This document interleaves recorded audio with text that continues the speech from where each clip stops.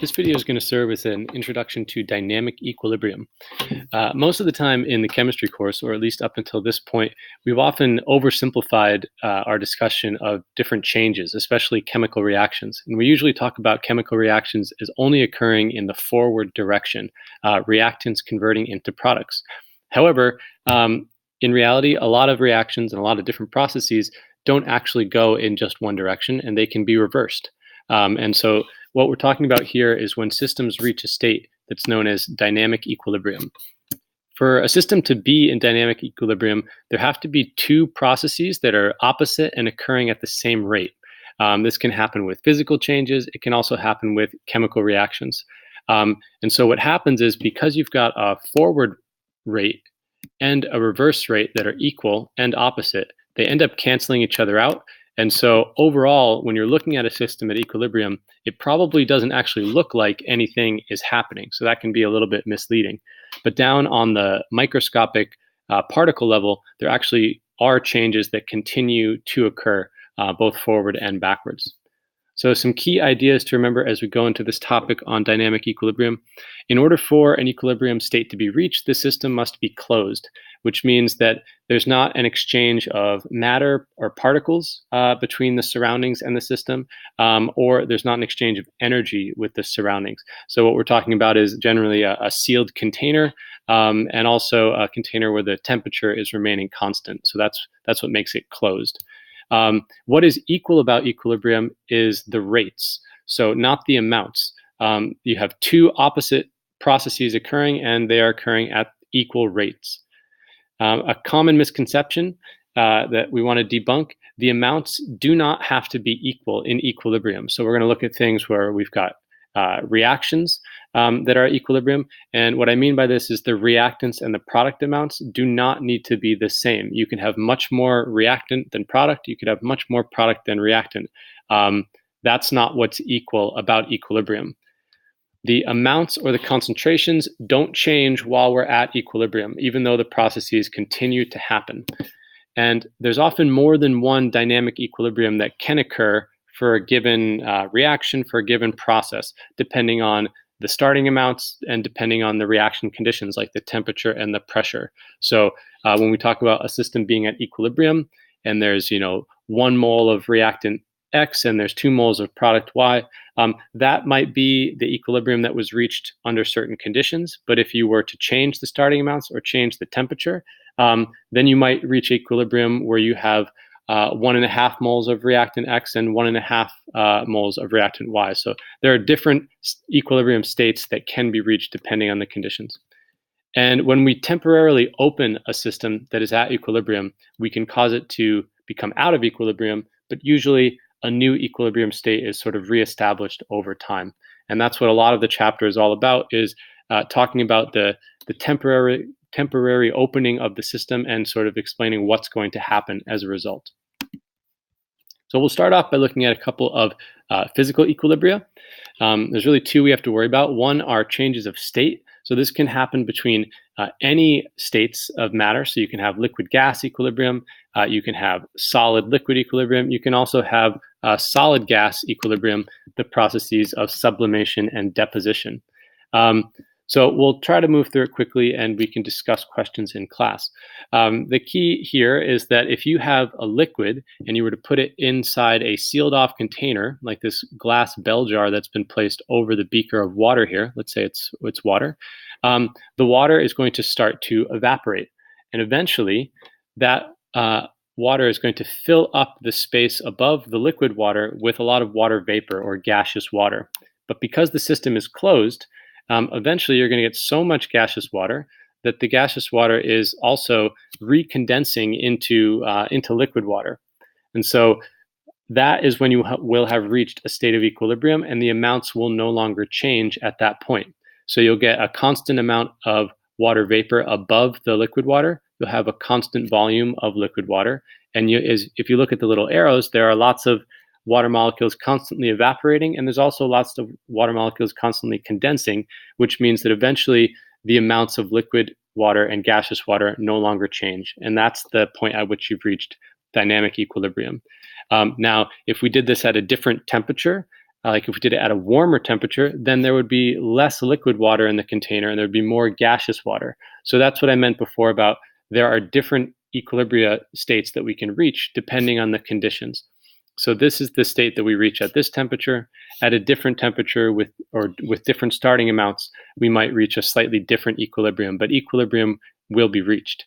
Now, if we didn't put the bell jar over this beaker, that would not be a closed system. And so we might get a little bit of condensation, but mostly we would just have evaporation. And over time, given enough time, all of the water would eventually evaporate and turn into vapor and would leave the beaker.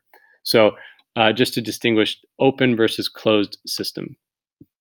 I'm going to look at these graphs in class for the sake of time on the video. I think the liquid gas one is pretty easy to think about. It's one that we can sort of imagine. We've seen maybe sealed off containers of liquid and can understand that the amounts don't change over time. One that's maybe a little bit harder to wrap your head around, so I want to mention it, is that this can also occur with solids and liquids. So for water, if you had ice water, so you had pieces of ice, and now I'm not sure why this ice is sunk inside of water because we all know that I just realized this, that ice floats in water, so that's a little bit silly that this is at the bottom. I should have seen that before, but we're going to go with it. So if this is our ice, you can have ice in liquid water, and if you get that ice-water combination right to 0 degrees Celsius, which is the freezing and melting point of water, then what will happen is actually the amount of water and the amount of ice will stay constant. Now, the shape of the ice cube might change a little bit, and that's evidence that the ice is melting, the water is freezing, and both of those processes are continuing to happen, but they are continuing to happen at equal and opposite rates. And so while it doesn't, at first glance, it doesn't look like anything is happening, the processes are still occurring, the amounts aren't changing, and it's an example of dynamic equilibrium. Another type of physical equilibrium that you can reach is between dissolved and undissolved solute. This generally happens when you have a saturated solution, meaning you've dissolved as much as you possibly can of a given solute into a solvent. We're mainly going to just look at liquid solvents because that's the most common scenario that we get asked to think about. So if you were to dissolve a whole bunch of salt into water, eventually that solution would become saturated and you couldn't dissolve anymore. And at that point, you'd have a buildup of some salt on the bottom of the cup of solution. Now, at that point, it doesn't mean that everything has stopped. It means that some of the salt continues to dissolve and some of the dissolved salt continues to crystallize, and that those two rates are equal and opposite. So while it looks like nothing is happening, in fact, there's two different things happening and they are canceling one another out. So they're equal and opposite. So we've got crystallization and we've got dissolving. And so evidence of that is that over time, the shape of the pile of salt at the bottom of the container might change a little bit. And if you put, like a solid crystal of salt over time, it would probably fall apart and change its shape. And that's evidence that the processes are still happening. The amounts wouldn't change, but the shape might change. Another one is dissolved gas in a liquid, and this is one that you're probably more familiar with. If you've ever opened a clear soda bottle or sparkling water, when you open it and you can see that there are actually bubbles of CO2 that come out of the solution. Those bubbles are dissolved carbon dioxide. And the bubbles are actually when they come out of being dissolved and when they return to gas. But inside of those carbonated drinks is actually an equilibrium where there's some gas in the small space above the liquid, and there's a whole lot of gas dissolved into the liquid. And when it's not changing, that gas is coming out of solution and going back into solution inside of that solution of carbonated water. So in Le Chatelier's principle is what a lot of the focus of the topic is all about. And it's about when you take a system at equilibrium and you subject it to a change, the system is going to end up responding to that change. And officially, it's that it will respond in a way to minimize the effect of the change. But I don't think that's particularly helpful or clear what that means. So a stress on the equilibrium system will lead to a shift in the equilibrium system. This means that if we temporarily open the system, it will result in the rates becoming temporarily unbalanced until a new equilibrium is reestablished.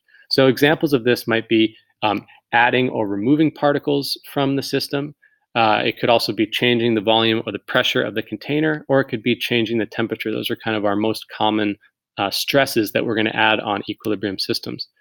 And so the shift that happens is just naturally, if I change the temperature, that's going to throw off the balance of these two equal and opposite rates. And so one of them will occur faster than the other for a while until it changes the balance that's inside the container, and we get to a new equilibrium where the rates are once again equal and opposite. So when we describe that how the rate goes faster for a while, that's what we're describing as a shift in equilibrium. So in this topic, we refer to the stresses, which are how we change the system, and the shift is how the system responds to that stress. So in which direction does it go faster for a while? That's what we're going to describe. So if we, just as one example, if we talk about water and gas, so evaporation and condensation at equilibrium, the system that was in this picture right here. So if we're thinking about that picture and we look at a stress could be warming up that container by 20 degrees Celsius, sort of something I described before. Well, if I increase the temperature, I'm going to increase the rate of evaporation. Might as well just go ahead and type that.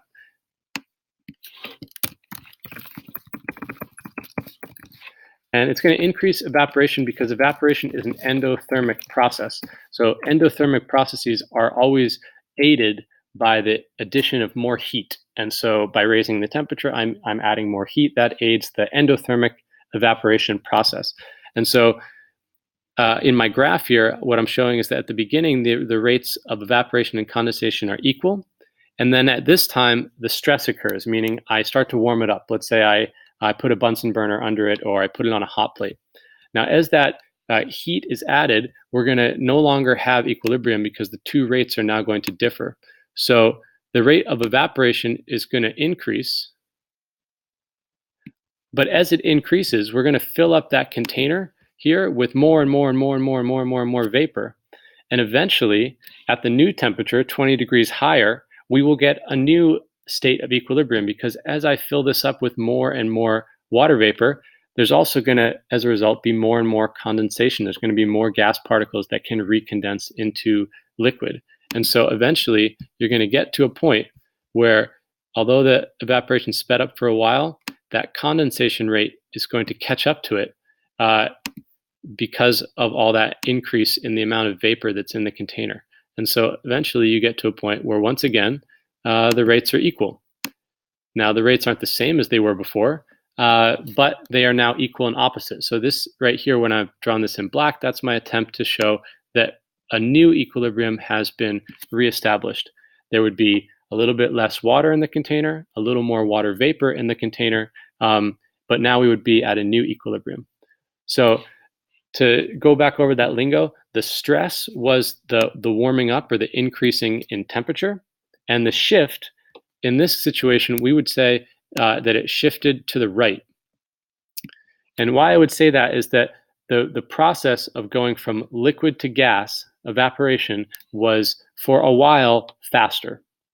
So when we got knocked out of equilibrium, the rate that sort of was winning for a while, or overpowering the other rate, was the process of liquid going to gas, which means that our amount of gas is going to be slightly higher when we reestablish equilibrium, and the amount of liquid water is going to be a little bit lower when we reestablish equilibrium. And so in these questions, there are different ways of describing what takes place.